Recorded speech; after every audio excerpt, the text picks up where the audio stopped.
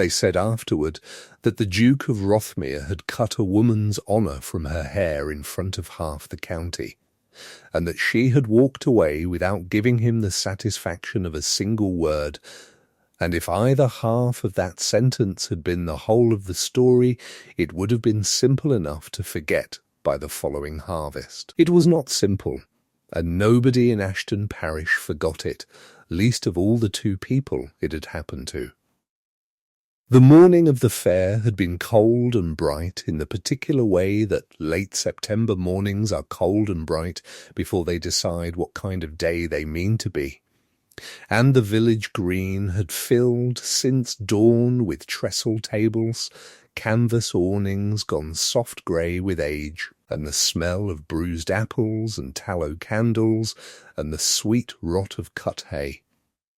Cecilia Vane had risen before the sun to walk the eastern boundary one final time with her father's old surveying chain looped over her shoulder,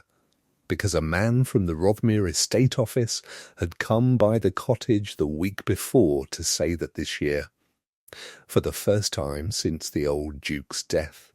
the young Duke himself meant to judge the Agricultural Improvement Prize in person, and she had wanted, foolishly perhaps, for the figures to be perfect. They were perfect. She had checked them 3 times. She had entered, as she had entered every year since her father's death 2 autumns past, under the name T. Vane, because that was the name on the ledgers, the name the tenant farmers trusted, the name stitched into the spine of every survey book in the parish, and because there was no line on the entry form for a woman who did a dead man's work with a dead man's hands and her own living mind. Nobody had ever questioned it before.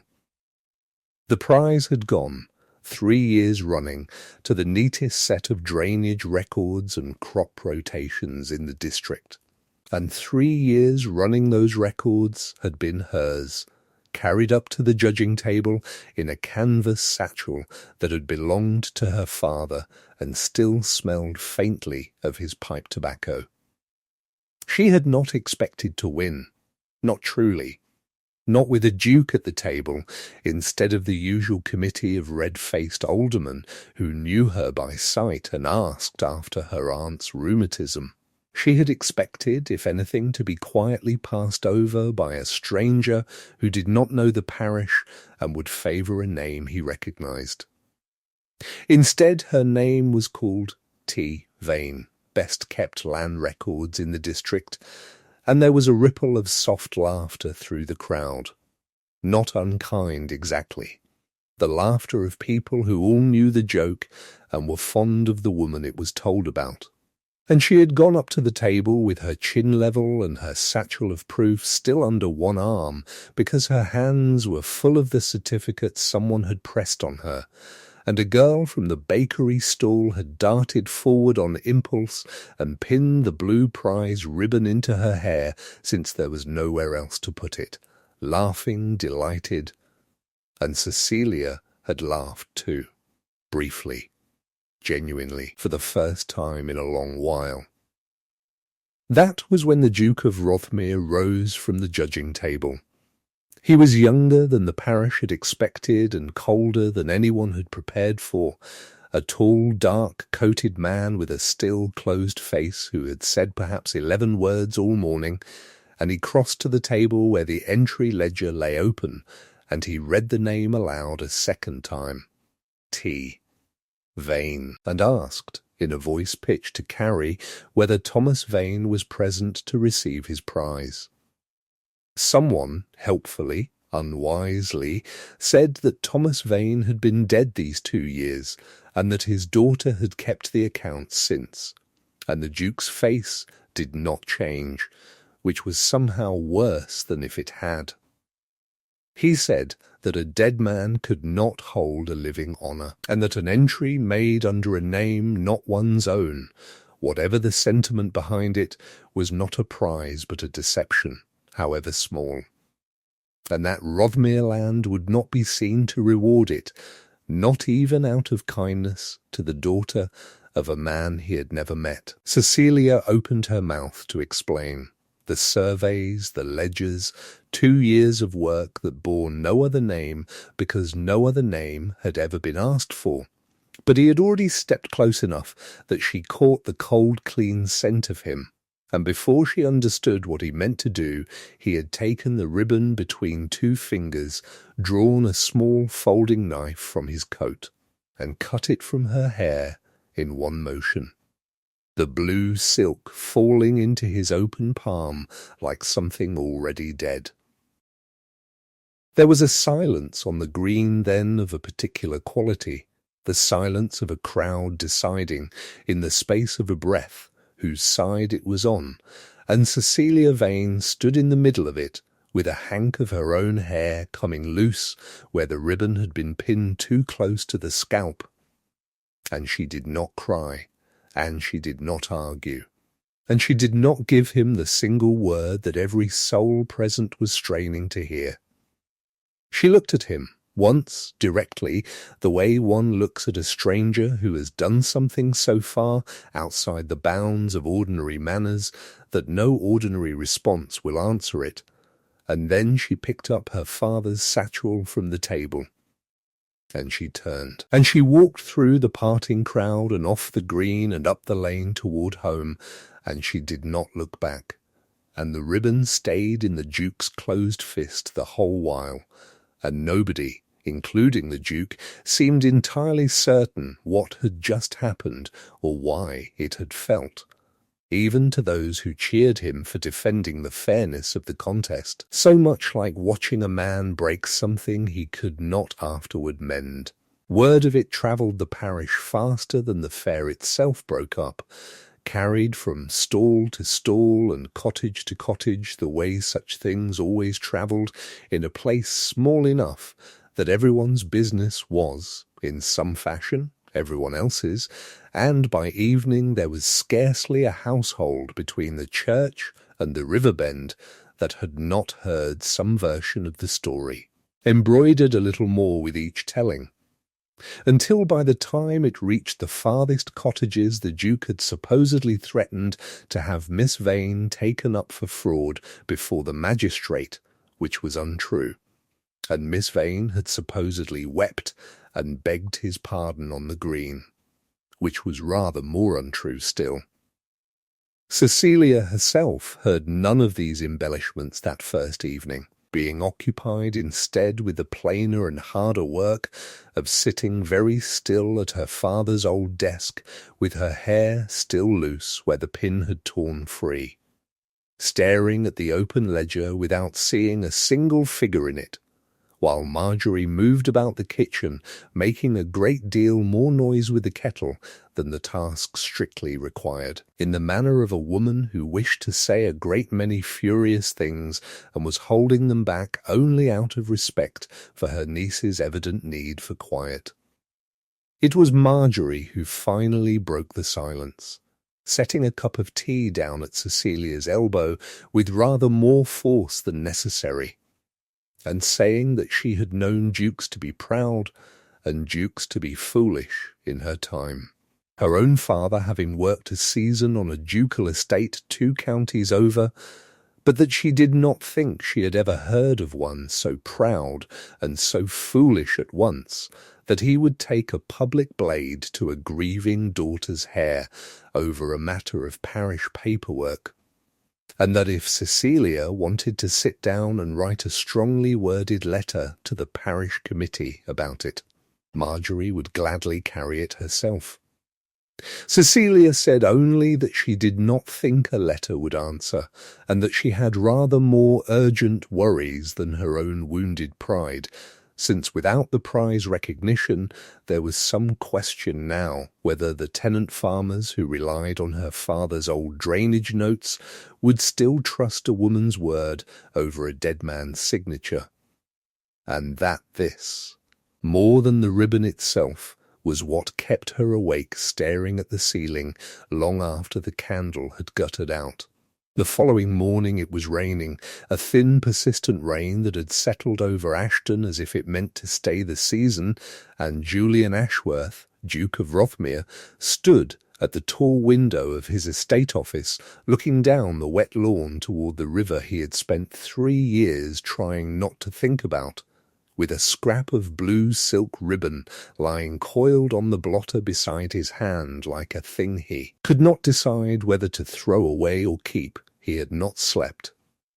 He told himself this was owing to the drainage reports Wicks had left him, a stack of complaints from the low farms about standing water in the culverts. But he knew, in the honest hour before dawn, when a man's excuses grow thin,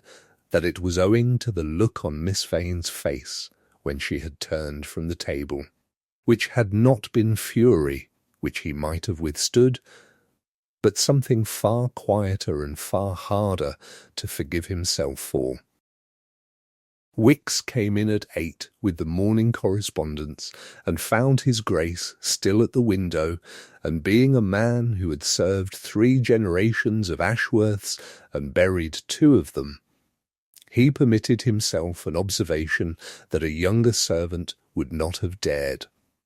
He said that the estate had not seen fit to congratulate a lady on a fairly won prize in some years, and that it was a poor sort of justice that punished a daughter for continuing her father's honest labour rather than letting it lapse into ruin, and that the tenant farms along the river bend had been asking for a proper survey of the old culverts for 2 seasons now, and that the only complete set of drainage maps for that stretch of land had been drawn by the late Thomas Vane, and were, so far as Wicks was aware, still in his daughter's keeping. He said all this in the mild, unhurried tone of a man discussing the weather, and then he set down the correspondence and left, and Julian stood a long while longer with the ribbon under his hand before he finally, silently put it away in the drawer of his desk rather than the fire, which was its own small confession. It took the estate office the better part of a fortnight to admit, formally what Wicks had said informally on the first morning, that the River Bend farms were flooding worse each week, that 2 families had lost the whole of their late crop to standing water, that the old Duke's culvert repairs of a decade past had been done to a plan nobody now living fully understood, and that the single surviving copy of the surveys that might explain the original drainage lines belonged to a young woman the current Duke had publicly humiliated in front of the entire parish not 3 weeks before. It was Mrs. Prentice, the housekeeper, who finally said aloud what the whole household had been carefully not saying over the breakfast table in front of Poppy, who was 8 years old and missed nothing. She said that if his Grace wished the river farm saved before the frost, he would have to write to Miss Vane and ask plainly for the loan of her father's surveys, and that a letter would not do it, not after what had passed on the green, and that he would very likely have to go himself and stand on her doorstep and be told no to his face, which she said she rather thought would be good for him. Poppy, buttering her toast with the grave concentration of a child who has decided to say something important, asked whether Uncle Julian was going to say sorry to the lady whose ribbon he cut, because Nurse had said it was very wicked to cut a lady's ribbon, and that if Poppy ever did such a thing to another girl, she would lose her pudding for a week, and was a Duke not held to the same rule as anybody else. Julian did not answer her directly. He asked Wicks to have the curricle brought round. Cecilia Vane's cottage stood at the very edge of the River Bend farms, a low stone house with her father's old surveying instruments still hung in a neat row along the workshop wall, as though he might yet come back to use them. And when the Duke of Rothmere's curricle drew up outside it on a wet Thursday afternoon, she watched it come from the workshop window with her Aunt Marjorie standing rigid at her shoulder, and she did not go to the door. He knocked twice. Marjorie answered on the second knock with the particular stillness of a woman prepared to be extremely civil and extremely unhelpful in the same breath, and informed his Grace that her niece was occupied and could not be disturbed, which was a lie, since her niece was standing not 4 feet away with a set of drainage plans spread across the workshop table, listening to every word through the thin cottage wall. He did not force his way in, which she would afterward allow was to his credit, and he did not send a servant to argue his case, which was also to his credit, and instead he stood in the rain on her doorstep and said, loudly enough to be heard through the wall, that he had come about the Riverbend farms and not about himself, that 2 tenant families stood to lose their homes to flooding he did not know how to prevent, that he understood he had no right whatever to ask Miss Vane for anything after what he had done on the green, and that he was asking regardless, because the families could not wait for his conscience to catch up with his conduct. Then he said that he would return the following day at the same hour, and every day after that if necessary, and he touched his hat to Marjorie and got back into the curricle and drove away in the rain without once raising his voice or making any further plea, and Cecilia stood at the workshop window and watched him go, and found, to her own considerable irritation, that she believed him. She did not go to Rothmere Hall the next day, nor the day after, but on the 3rd day, when the rain had not once let up, and word came down from the Riverbend that the Hollis family's kitchen floor stood under 2 inches of water,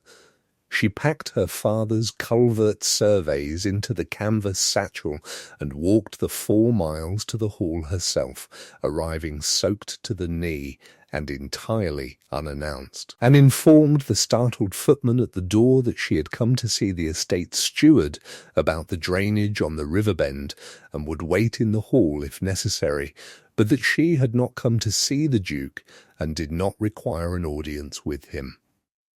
She got one anyway, because Julian happened to be crossing the hall when she arrived, and he stopped dead at the sight of her dripping on his marble floor with her father's satchel under her arm, and for a long moment neither of them said anything at all. It was Cecilia who spoke first, because she had decided on the walk over exactly what she meant to say and did not intend to be robbed of the saying of it. She told him that she had come for the sake of the Hollis children and the Marchant family and nobody else,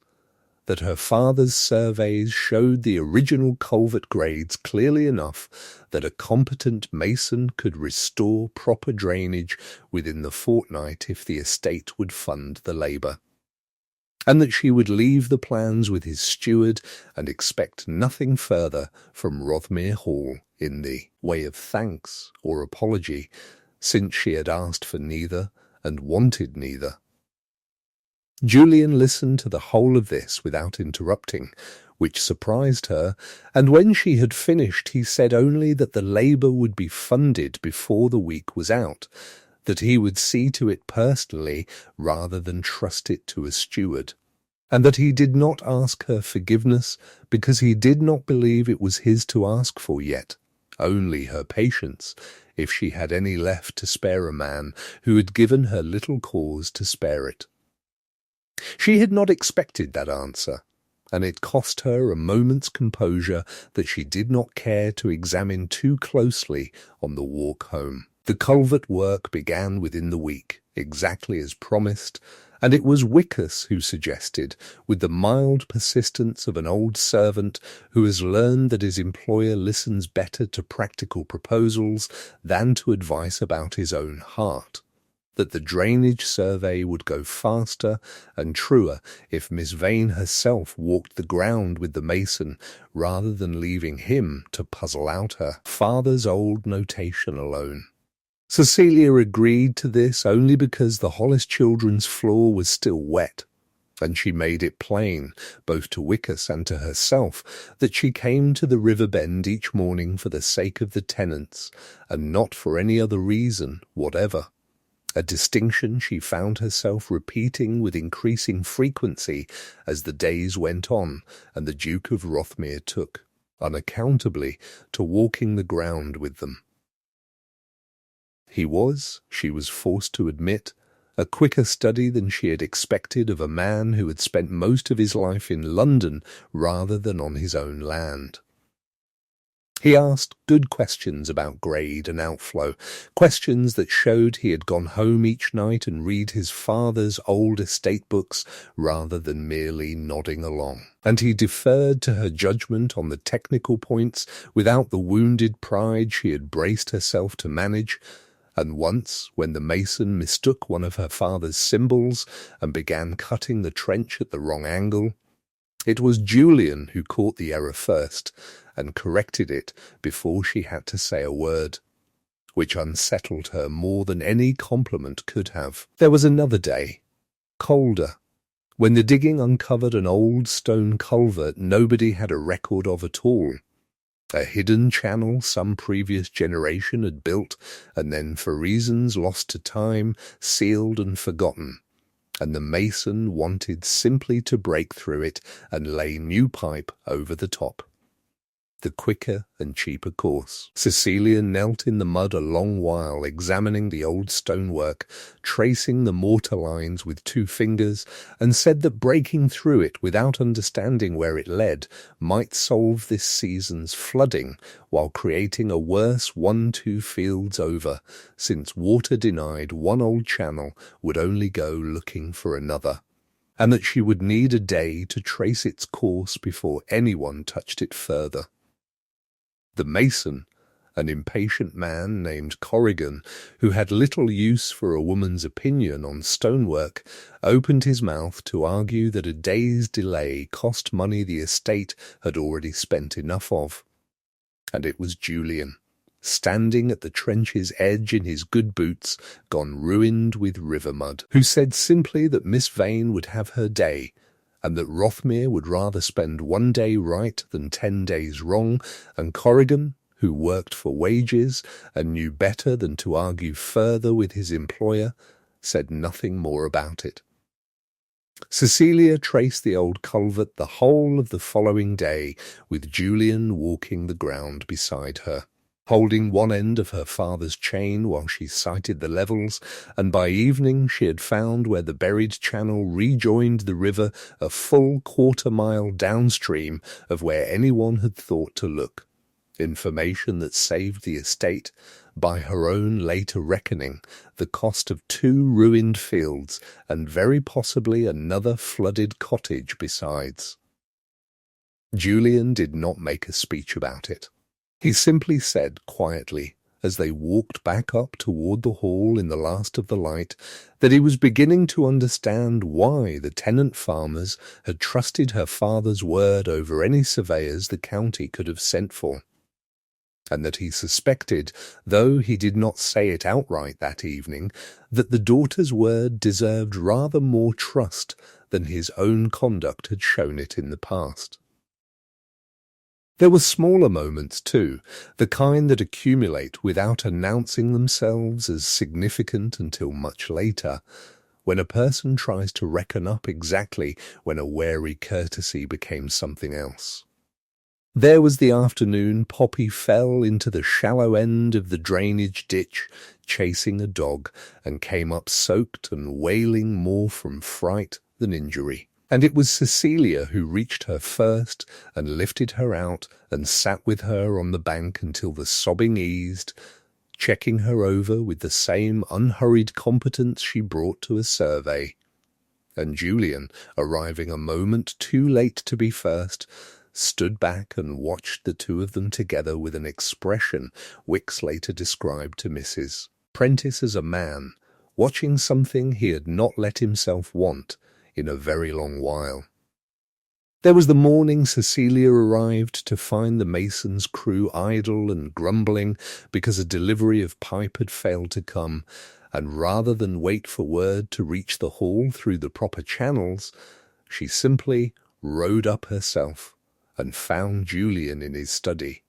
and laid the problem before him plainly. And he had the delivery sorted within the hour, and afterwards said, half to himself, that he had never before had a land agent who came to him directly rather than burying a complaint in paperwork for a fortnight, and that he found he preferred it. Each of these small exchanges left its own small mark, and though neither of them remarked upon the accumulation allowed, both were privately aware, by the time the culvert work drew toward its close, that something had shifted in the ground between them that no survey chain could measure. Poppy came down to the river bend most afternoons as well, ostensibly to watch the work, but actually, Cecilia soon realized, to attach herself to Cecilia specifically, trailing after her with a child's frank curiosity, asking why the water had to go this way and not that way, why her father, the old steward's son, had died in a flood years before Poppy herself was born, why Uncle Julian went so quiet whenever anybody mentioned the river. It was Poppy, in fact, who first told Cecilia about Edward. She told it artlessly, the way children tell important things, sitting on an overturned bucket by the half-dug trench while Cecilia checked a grade with her father's old level. She said that her papa, who had been Uncle Julian's younger brother, had drowned in the river years and years ago trying to pull a tenant boy out of the flood when the old bank gave way near the mill, and that Uncle Julian had been the one who pulled Edward's body out 3 days later, and that ever since then Uncle Julian counted every ledger twice and checked every gate twice, and did not like anyone, not even Poppy, to change so much as a fence line without asking him first, because Nurse said grief made some people cry and other people count things, and Uncle Julian was a counting sort of person. Cecilia set down the level very carefully and said nothing for a long moment. And that evening, walking home in the last of the light, she found that the shape of the man had changed somewhat in her mind without her having asked it to. She said as much some days later to her Aunt Marjorie, who was cutting rhubarb at the kitchen table and did not look up from her work. Marjorie said that grief explained a great many unkind things without excusing a single one of them, and that Cecilia would do well to remember that a man could be sorry and dangerous both at once, and that she, Marjorie, had buried a husband of her own, and knew what a hard year could do to a soft heart, but that hard years did not give a person leave to cut ribbons out of other people's hair, duke or no duke. Cecilia said she had not forgotten the ribbon. Marjorie said that she rather thought she had, a little, watching her niece walk down to the river bend every morning with her chin up and her boots polished, and Cecilia had no good answer to that and went to bed early instead. The culverts were finished by the first week of October, the Hollis family's floor dried out, and the merchants sent up a basket of the last of their apples in thanks, and there was no longer, strictly speaking, any reason for the Duke of Rothmere and Cecilia Vane to see one another at all, a fact that seemed to occur to neither of them until Mrs. Prentice raised it gently over the estate accounts one evening, asking His Grace whether Miss Vane would be paid a fee for her father's surveys, or whether the estate meant to simply have taken the use of them for nothing, which was, Mrs. Prentice observed, not quite the sort of gratitude that mended a broken ribbon. Julian sent word the next day inviting Miss Vane to dine at the Hall, ostensibly to discuss a formal arrangement whereby Rothmere would retain her, in her own name this time, as consulting land steward for the Riverbend and Eastern Boundary farms, a position her father had held informally for 20 years and which she had continued to fill without title or wage since his death. It was, on its face, a business proposal, and Cecilia told herself firmly that she accepted it on business terms alone, though she spent rather longer choosing which dress to wear than business alone would strictly account for. The dinner did not go as either of them had planned, because Julian's aunt, Lady Rothmere the elder, had brought a house guest down for the autumn, a Miss Honoria Blackwood, daughter of the neighbouring baronet, a handsome and perfectly correct young woman whom the elder Lady Rothmere had been quietly steering toward her nephew for the better part of 2 years, and who had heard, in the particular thorough way that such things are always heard, the whole story of the ribbon and the green and the land steward's daughter who had walked away without a word. Miss Blackwood was not unkind by nature, but she was young and a little frightened of losing a match she had been encouraged to consider settled, and over the fish course she made some light remark, meant to be amusing, about how novel it was that Rothmere had taken to dining with his tenant's land agents now, and wondered aloud, with a small laugh meant to soften it, and not quite managing to, whether Miss Vane meant to survey the dinner-table next, count the silver perhaps, since she seemed so very thorough about accounts. The table went quiet in the particular way tables do when a small cruelty has landed and everyone is waiting to see whether it will be allowed to stand. Cecilia, who had absorbed a great deal worse on the village green in front of a much larger audience, opened her mouth to answer for herself, evenly as she had learned to do, but Julian spoke first, and his voice was not raised, and it was not cruel, but it left no ambiguity whatever about where he stood. He said that Miss Vane's thoroughness had saved 2 tenant families from ruin not a month past, that her father's surveys had done more for the health of this estate in a fortnight than a decade of Rothmere's own management had managed on its own, and that any guest under his roof was welcome to question the wisdom of hiring competence where it could be found, but that they would not do so at his table while he sat at the head of it. It was not a declaration. It was, if anything, a rather dry recitation of professional fact, delivered in the same tone he might have used to correct a steward's arithmetic, and that was precisely what made it land as hard as it did, because everyone present understood that he had chosen the plain, provable, factual defence over the easy, sentimental one, and that this was, for a man like Julian Ashworth, the largest thing he knew how to say in front of witnesses. Miss Blackwood coloured, apologised with real grace once she understood the ground had shifted beneath her, and the dinner proceeded without further incident, but Cecilia caught Julian's eye once across the candlelight afterward, and found she could not, for the life of her, think of anything cutting to say, which was new and faintly alarming, and she went home that night, turning the whole evening over in her mind like a coin she could not decide whether to spend. It was a week later, on a night gone suddenly cold with the first real frost of the season threatening the last of the harvest, that Julian came to find her at the estate office rather than waiting for the morning,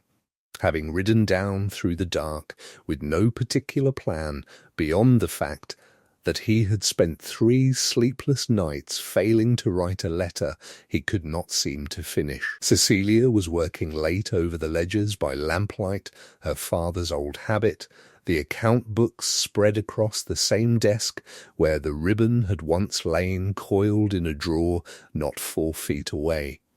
And when Wickers showed the Duke in unannounced, she looked up with the particular wariness of a woman who has learned not to be surprised by anything a great house might ask of her,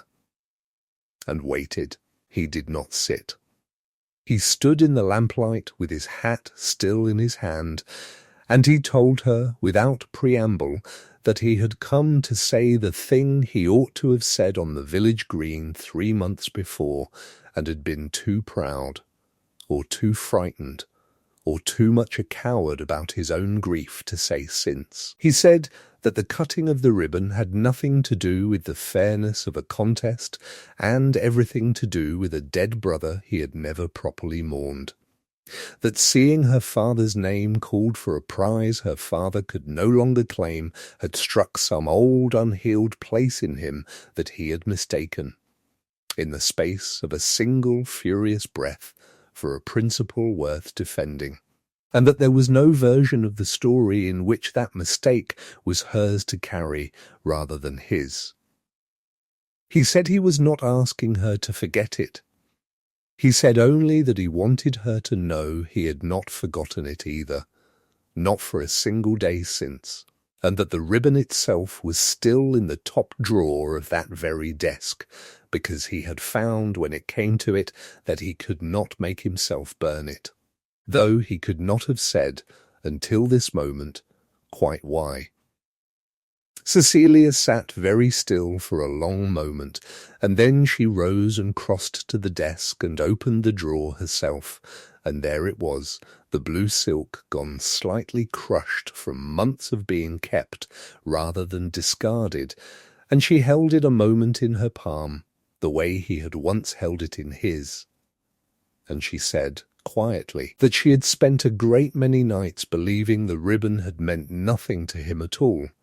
a thing cut away and forgotten before he had even reached his own front gate, and that it was, in its own strange fashion, a kind of relief to learn she had been wrong. She said that her father, whatever his faults, had never once in 20 years of service to this estate had his honesty questioned in public, and that the day it happened to her she had understood, with a clarity that still ached, that a woman's work could be trusted right up until the moment it grew inconvenient to trust it, and that she did not know yet whether she could set that understanding down simply because the man who had taught it to her was now sorry. He said he did not expect her to. He said only that he meant to spend whatever time it took proving the lesson wrong rather than right, if she would allow him the chance, and that he had already begun, in a small way, by writing to the parish committee to have the record of the improvement prize corrected. Her father's name struck through, and her own entered in its place for the 2 years past, with a note appended in his own hand acknowledging that the original judgment had been in error. He said this last part almost diffidently, watching her face rather than the ledgers, and Cecilia found that her eyes had gone unexpectedly hot, and she looked down at the ribbon in her palm rather than at him until she trusted her voice again. She asked him then, because it seemed the night for asking hard things plainly rather than dancing around them, to tell her about Edward, since Poppy had told her the bones of it down at the river bend, but she suspected the bones were not the whole of it, and she thought a man did not carry a brother's death the way she had watched Julian carry his, without there being more underneath than a child's telling could hold. Julian was quiet long enough that she thought perhaps she had asked too much, too soon. But then he set his hat down on the desk at last, as though he meant to stay a while longer than he had planned, and he told her. He said that Edward had been the better brother in every way that mattered to a small boy growing up in his shadow. Quicker to laugh, quicker to forgive, beloved by every tenant on the estate in a way Julian, older and more careful and more conscious always of what would one day be his to manage, had never quite achieved, and had told himself for years he did not want. He said that the flood had come in the night, sudden and violent the way autumn floods on that river always threatened to be and rarely were, and that word had reached the hall that the Tuller boy was trapped on the wrong side of the swollen ford, and that Edward had gone down to the bank before anyone thought to stop him, without waiting for rope or for help, because that was simply the kind of man Edward had always been. the kind who went first and thought after. He said that he himself had reached the bank only minutes behind, close enough to see his brother reach the boy and turn to bring him back, and close enough, too, to see the old bank give way beneath them both when it should have held, a bank his own father had been warned about, twice.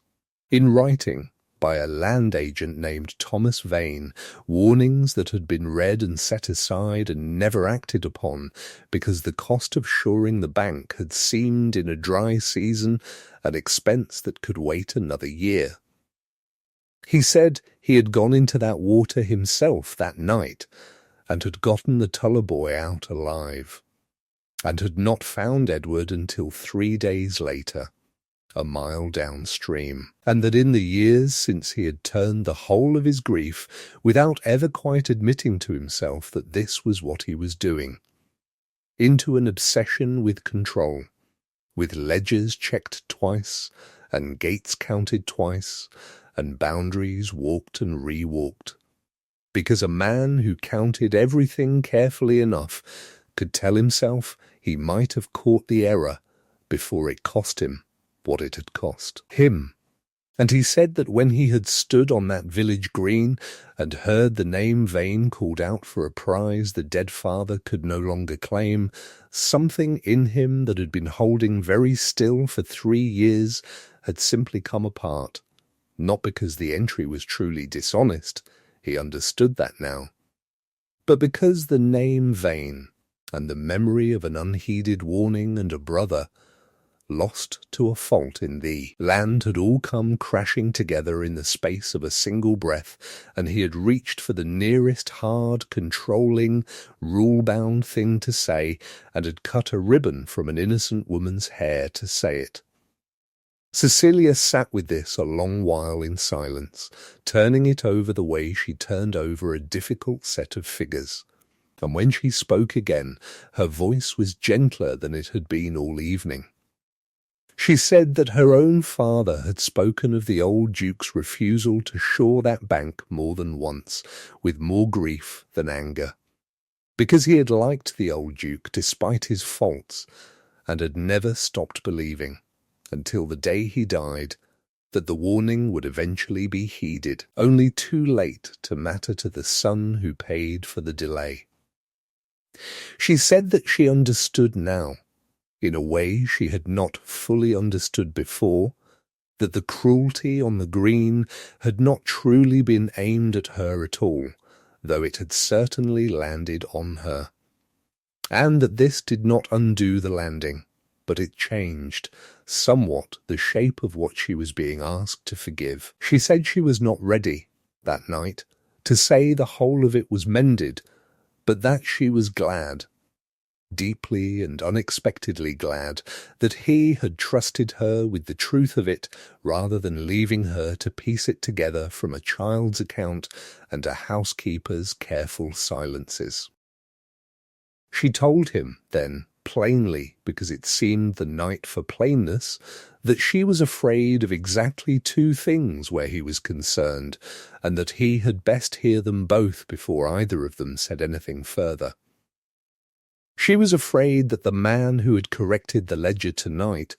was a man reacting to guilt rather than a man who had actually changed, and that guilt burned bright and went out fast, and she had no wish to be the thing he mourned this year and forgot the next. And she was afraid, more quietly, that if she let herself believe him, and he proved after all to be only what the green had first shown her, she would not have the ribbon left to be angry about, only herself, for having been fool enough to hope.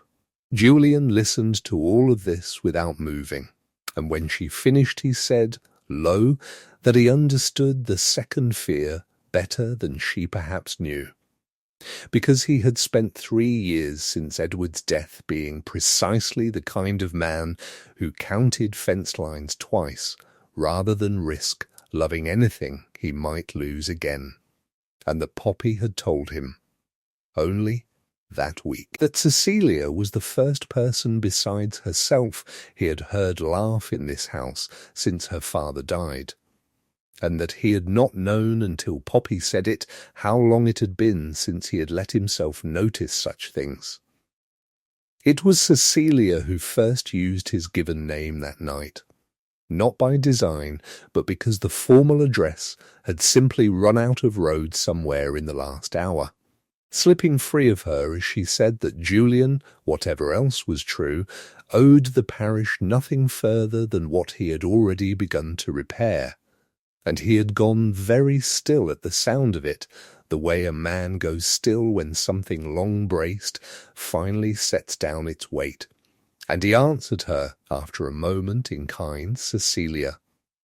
And the name sat strangely and rightly in the lamplit room, and neither of them moved to correct it back. He did not ask for anything further that night, and she offered nothing further, and he rode home through the frost with the ribbon still in her keeping this time rather than his own.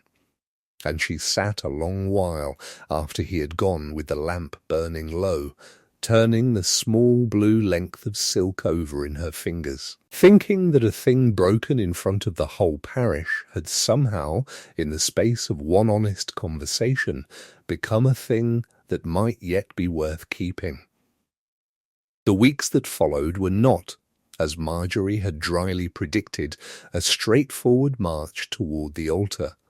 because Cecilia Vane was not a woman inclined to surrender ground merely because it had been asked for kindly, and she told Julian as much the next time he called, standing in her father's old workshop with her arms folded and her chin at its familiar level, that an apology, however well meant, did not undo 3 months in which every farmer's wife in the parish had looked at her sideways in church, wondering whether the woman who kept a dead man's books had somehow deserved what the Duke had done to her, and that she would not be rushed into forgiving the whole business simply because it was now convenient, or pleasant, or even wanted to forgive it. Julian said he had not come to be forgiven on a schedule. He said he had come, in fact, to tell her that the corrected prize record had been read aloud at the parish meeting the previous evening, her name entered plainly as T, Vane's rightful successor in the estate's own hand, and that he meant to see the entry stand at the Michaelmas Fair the following year under her name alone, with no further need of her father's shadow to shelter behind, if she chose to enter at all. She said she would think on it. She thought on it for the better part of a month, through the last of the harvest and the first hard frosts, during which time Julian called at the cottage with a regularity that Marjorie observed with some satisfaction was rather more persistent than business alone required, always with some small practical reason. A question about the western drainage, a message from Duchess, a book of Edward's old surveys he thought she might find useful, and always, underneath the practical reason, the plain fact of his wanting to see her, which neither of them troubled any longer to disguise, even if neither of them named it outright either. More than once during that month, Cecilia caught herself standing at the workshop window watching for the curricle before she had consciously admitted to herself that she was watching for anything at all, and more than once she scolded herself for it afterward, telling Marjorie over supper that she was a grown woman of sound judgment and not some green girl to be won over by a gentleman's persistence alone, to which Marjorie only raised an eyebrow over her needlework and said that she had not accused her of any such thing, and that Cecilia's own conscience seemed to be doing rather more accusing on that score than anyone else in the room. There was a hard frost the 3rd week of November that threatened the last of the turnip crop, and Julian rode down through it before dawn, unannounced and unshaven, simply to bring word that he had sent men to bank straw round the exposed rows on the Riverbend farms before the cold could take them, a thing he need not have troubled himself with at all, and certainly need not have come in person to report. And Cecilia, watching him stand dripping and half frozen in her doorway at such an hour, purely to spare her the worry of it, understood that whatever answer she gave him, it would not be given out of doubt as to his sincerity, only out of her own hard-won caution about handing her whole heart to a man a second time after the first offering had once been cut away in front of the entire parish. It was this, more than any single grand gesture, that she found herself weighing in the quiet hours. Not whether Julian loved her, which she had by then very little doubt of, but whether she trusted her own judgment enough to risk being wrong again, and it took the better part of that month of frost and watching and careful small kindnesses before she found she could answer that question honestly in her own favour. It was Poppy, in the end, who forced the naming of it, in the direct manner of children who have grown tired of watching adults circle a thing they plainly want. She came to the cottage one grey November afternoon, having walked down from the hall with Wicks as chaperone and a great deal of private determination, and informed Cecilia with considerable ceremony that Uncle Julian had been very sad for a very long time, and was now considerably less sad, and that Poppy had worked out this was on account of Cecilia, and that she thought it would save everybody a great deal of trouble if Cecilia would simply agree to marry him and come live at the Hall, because then Poppy could see her every day instead of only some days, and there would be someone at breakfast besides Wicks who did not talk about crop rotation the entire time. Cecilia laughed. Properly. The first full unguarded laugh Marjorie had heard from her in a year, and she knelt down to Poppy's height and said that marrying a duke was rather more complicated than Poppy's arithmetic made it sound, but that she would think on it, truly think on it, and that if she said yes it would not be for Poppy's breakfast conversation alone, though that was, she admitted, a point rather strongly in his favour. She thought on it in earnest that night, sitting by her father's old surveying instruments with the ribbon laid out on the table before her. And what she found, turning the question over as carefully as she had ever turned over a set of figures, was that her hesitation had never truly been about whether Julian had changed, because she had watched the changing happen with her own eyes, in the culvert work and the corrected ledger and the dinner-table defence and 100 small daily kindnesses that cost him nothing to withhold and everything to keep offering. Her hesitation, she understood at last, had been about whether she trusted herself to be loved as fully and plainly as she was, land agent's daughter, mud on her boots, a woman who kept her own books and meant to go on keeping them, rather than as some improved or softened version of herself that a duke's household might find easier to house. And when she asked herself honestly whether Julian had ever once, in all the months since the Green, asked her to be anyone other than exactly what she was, she found she could not think of a single instance, and that this, more than any declaration, was what finally settled the matter in her own mind. She walked up to Rothmere Hall herself the following morning, unannounced, in her father's old coat against the cold, and found Julian in the estate office going over the winter accounts. And she did not wait for him to rise or to speak first this time. She told him that she had spent a great deal of the night doing sums, which made him smile despite himself, and that the sum she had arrived at was this, that she would marry him, not because he was a duke, and not because he had apologized well, though both those things had their place, but because in every practical test she had set him, without his knowing it was a test at all, he had answered honestly, and she had decided. At the last, that honesty answered under no pressure to perform it was worth a great deal more than any declaration made with an audience watching. Julian crossed the room and took her hands in both of his, careful, as though she was something he still could not quite believe he was allowed to hold, and said that he had no grand speech prepared, that he had burned through every fine word he owned, trying and failing to write her that first unfinished letter, and that all he had left to offer, honestly, was the plain fact that he loved her, and meant to go on proving it in ledgers and culverts and cold mornings for as long as she would let him.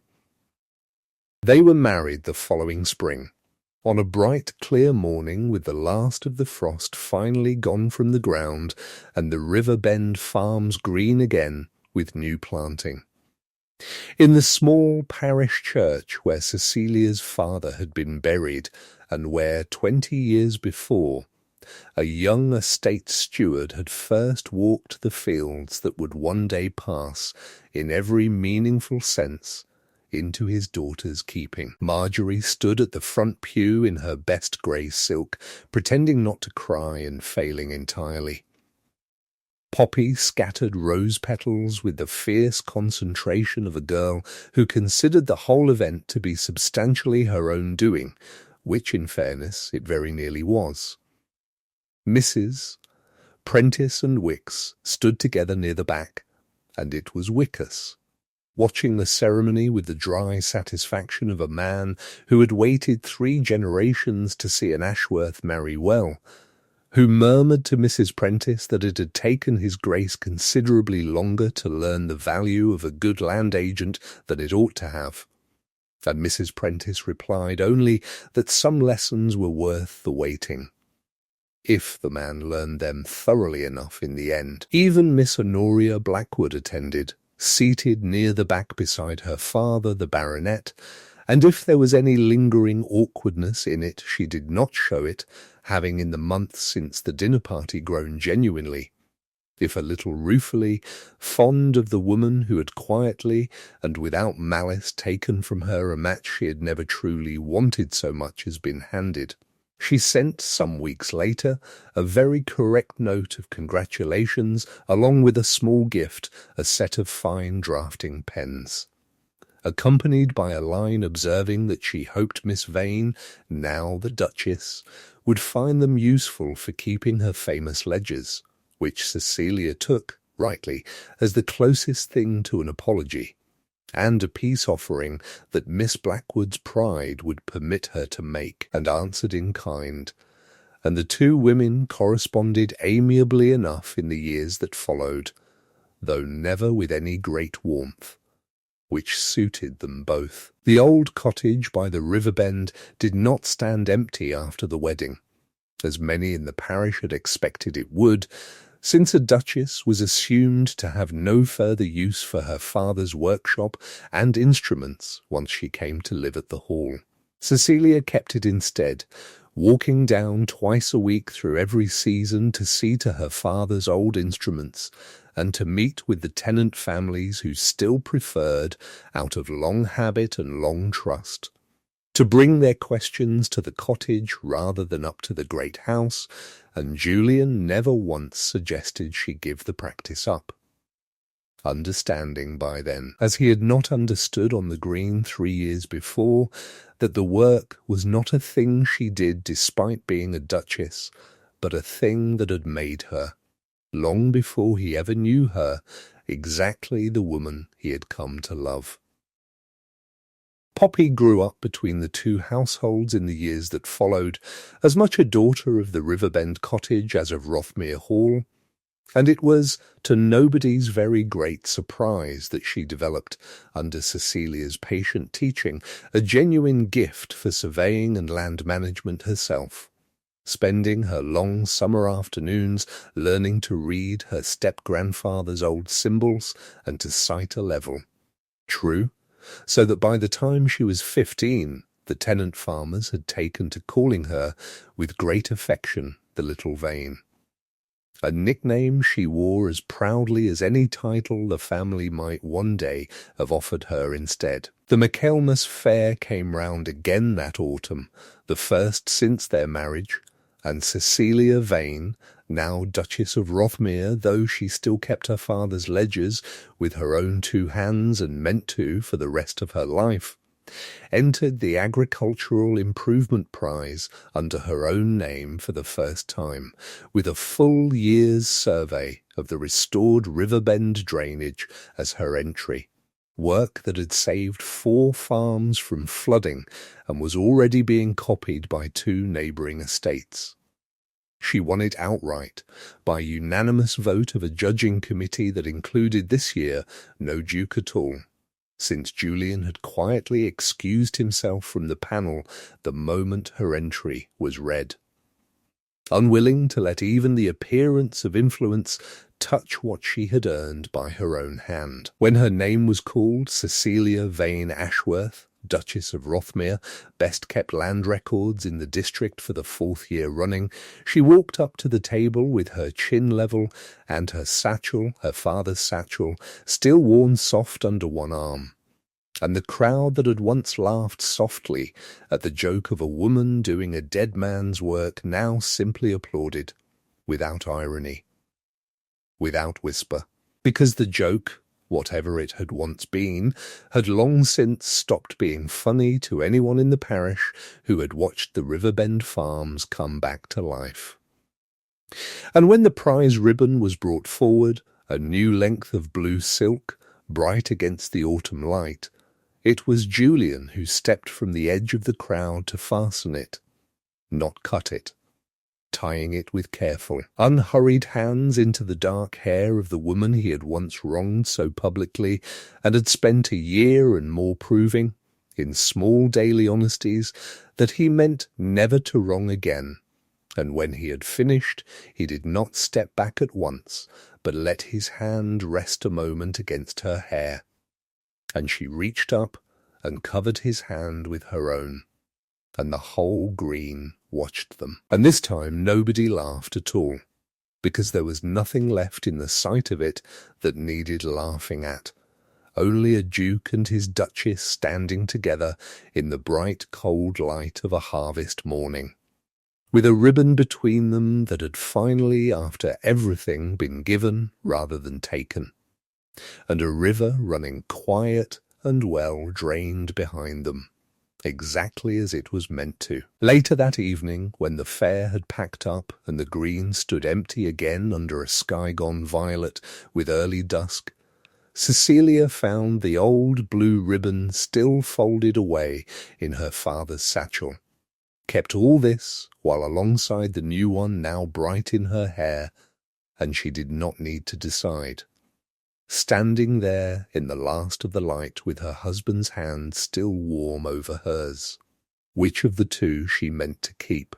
She meant to keep them both, the cut one and the given one together, because a whole story, she had come to understand, was rarely made of only its happiest ending, but of every plain, hard, honest thing that had been carried forward to arrive there, and she folded the old ribbon back into the satchel with the same careful hands her father had once used to fold his surveys, and walked home beside the Duke of Rothmere across land that was, at last, entirely and only their own.